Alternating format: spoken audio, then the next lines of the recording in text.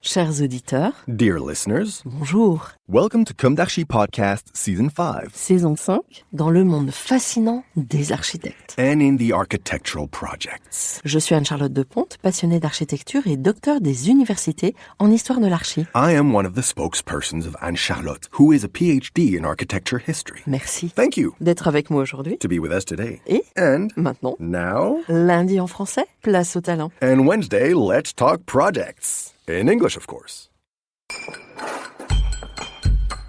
Bienvenue dans Comme d'Archi. Hello, dear listeners. Welcome to this summer's Comme d'Archi, dedicated to the great Leonidaion of our time, the athlete's village. We left you in the previous issue at around 400 AD with the extinction of the ancient games. Today, we meet again on the subject of the athlete's village, to be delivered in February 2024. And finally, thanks to Pierre de Coubertin, French historian and educator who rehabilitated the Olympic Games. Although the idea of restoring the Olympic Games had been attempted many times before. It has to be said that Christians have regarded sport with a certain mistrust since the end of the 2nd century AD, and since they found themselves in the arenas wrestling barehanded against lions and bears. Fortunately, the modern world has been changing this view for over 2 centuries now. Olivier Bauer, theologian and professor at the University of Lausanne, even reminds us that, and I quote, Christianity exists in a muscular version, not without risk, since strength is not always placed at the service of the weakest, because victory is not always welcomed as a grace, but all too often as a due. But it is possible to be pious and muscular at the same time. We'll illustrate this with an example taken from outside Christianity, although, and say that Swiss wrestling embodies the spirit of this muscular Christianity at its best. We like to see hardened wrestlers. We like to watch them wrestle. We like to see the best win. But above all, we like to see the victor wipe the back of the vanquished. We might add that muscular Christianity does have one advantage. Unlike the Federal Wrestling Festival, it's no longer, reserved for men only.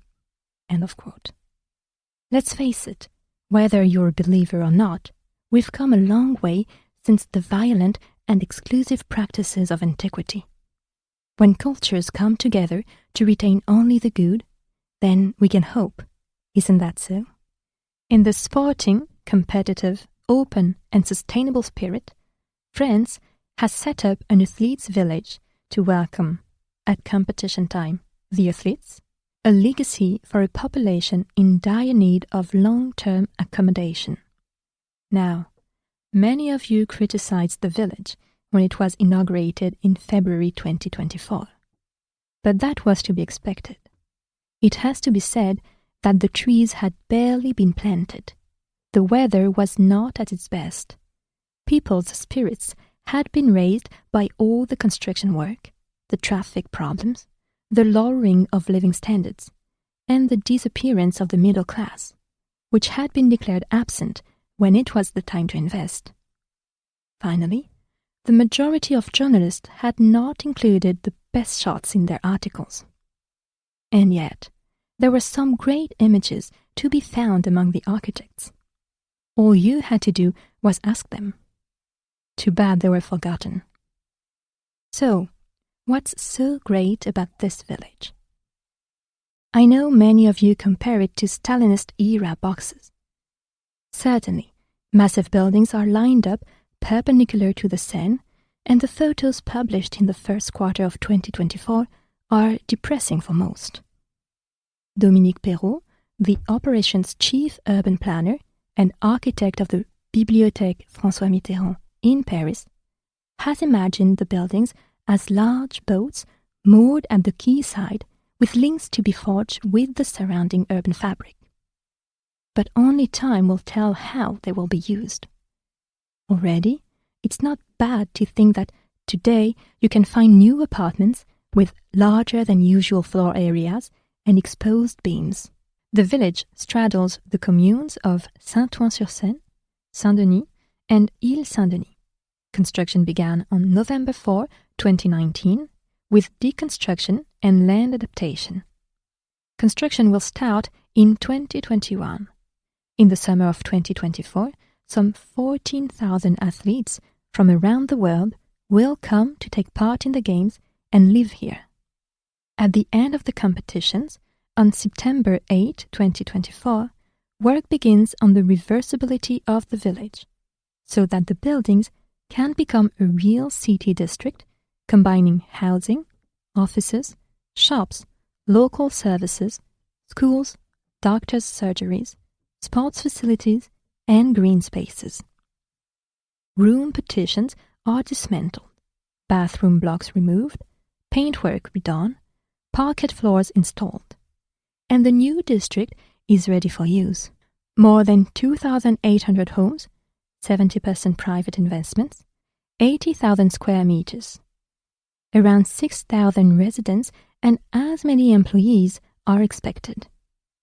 New bike lanes, a new promenade on the slopes along the Seine, a new footbridge linking l'Île Saint-Denis to the rest of the area, a new park, an anti-noise wall built along the 886 highway.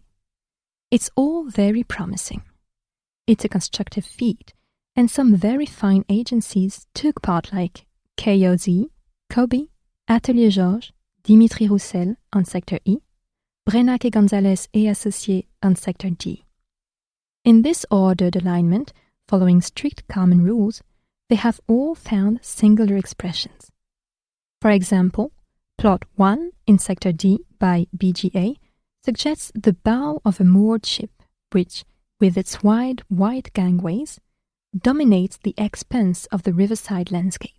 This exceptional view is also offered to passers-by and visitors by the presence of the vast Belvedere Terrace on the quayside. Window details and railings are finely crafted. Dream, Dimitri Roussel, professional basketball player turned architect, offers a breathtaking view of the capital from the luminous sports area he designed, comprising 3 basketball courts. Like the ancient Greeks, this is a rare opportunity to build a nation around sport. Let's hope that the village remains rooted in this memory rather than drifting into our contemporary plagues. Dear listeners, thank you for tuning in. Let's meet again next week for a new issue devoted to Paris's Green Belt. Until then, take care and goodbye.